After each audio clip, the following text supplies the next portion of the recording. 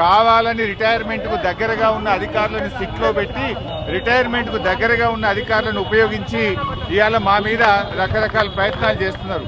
నేను మాత్రం ఒక్కటే చెప్పదలుచుకున్న అధికారులకు, మీరు అన్యాయంగా వ్యవహరిస్తే, అక్రమంగా వ్యవహరిస్తే, మీరు ఉద్దేశపూర్వకంగా మమ్మల్ని ఇబ్బంది పెట్టాలని ప్రయత్నం చేస్తే, మీరు రిటైర్ అయిన తర్వాత కూడా ఏ పొక్కలో దాక్కున్నా, సప్త సముద్రాల బయట ఉన్నా మిమ్మల్ని పట్టుకొచ్చి విచారిస్తాము. ఎవరిని వదిలిపెట్టే ప్రశ్నే లేదు. చట్టాన్ని అతిక్రమించినా, న్యాయబద్ధంగా వ్యవహరించకపోయినా, ఉద్దేశపూర్వకంగా తప్పుడు ప్రచారం చేసినా, తప్పుడు లీకులు ఇచ్చిన పోలీస్ అధికారులను వదిలిపెట్టే ప్రశ్నే లేదు. అంతకంతకు అనుభవిస్తారు. జాగ్రత్త, ఆలోచించుకోండి. రిటైర్ అయినాక మీకు ప్రభుత్వం రేపు వచ్చే బీఆర్ఎస్ ప్రభుత్వం కూడా మీకు సహకరించదు. మీ సొంత డబ్బులతో సొంత లాయర్లను పెట్టుకొని మీరు కేసులు వాదించుకోవాల్సి వస్తుంది.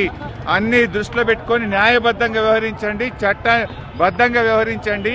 రేవంత్ రెడ్డి దావోస్కెళ్ళి ఆయన ఇచ్చే డైరెక్షన్లో కాదు, మీరు చట్ట ప్రకారంగా వ్యవహరించండి.